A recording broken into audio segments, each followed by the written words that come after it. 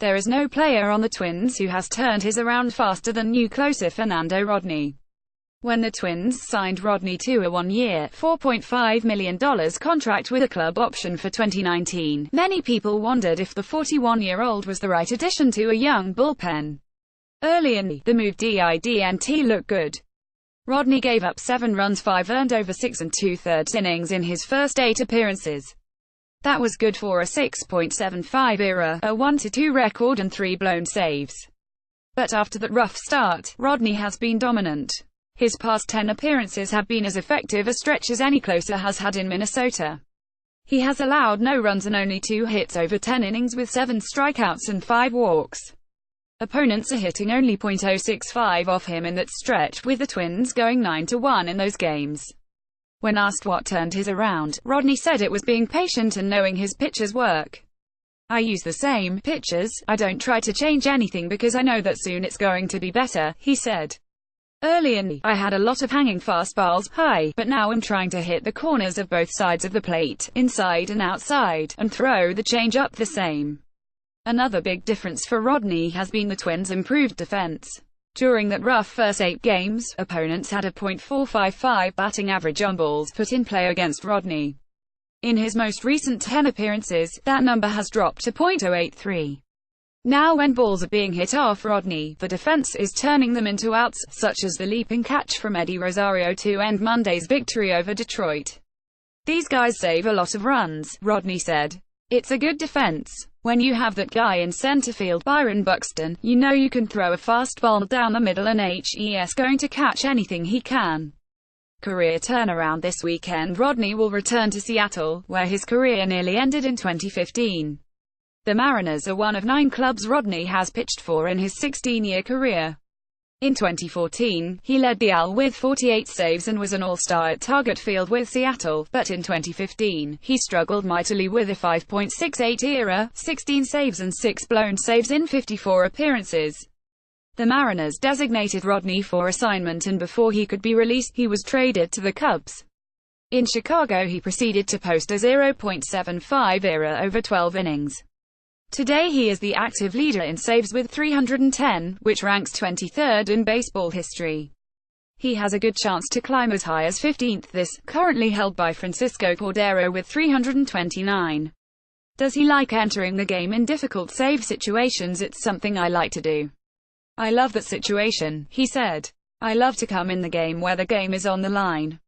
I like the crowd yelling to me, they give me more energy. That's what I want. That's what I like. I like when the game is a tough situation. I feel comfortable and more relaxed." When it comes to his longevity, Rodney has sought advice from some of the best closers in history about how to stay competitive. "I talked to a lot of veteran guys like Jose Mesa, a closer for Cleveland in the 90s, a big guy, 6'4", Dominican," he said. "I talked to former Yankees closer and career saves leader, Mariano Rivera. I talked to Trevor Hoffman, number 2 in career saves, a couple years ago in San Diego. These guys gave me an idea of what I had to do sometimes in these situations." Journey to Minnesota. Rodney pitched for the Tigers, Angels, Rays, Mariners, Cubs, Padres, Marlins and Diamondbacks before coming to Minnesota.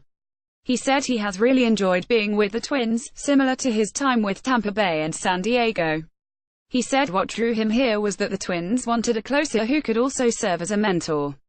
They looked for a guy to help the young guys in the bullpen and in save situations. "I can be a big part of that bullpen," he said. "That's why I think I'm here, to help the young guys, because they have a lot of good arms in this locker room right now. They want to learn how to control the game and learn this game a little bit more." When Rodney arrived, he didn't know he'd be throwing to a familiar face in catcher Bobby Wilson, who was with Rodney on the Angels in 2010 and 2011.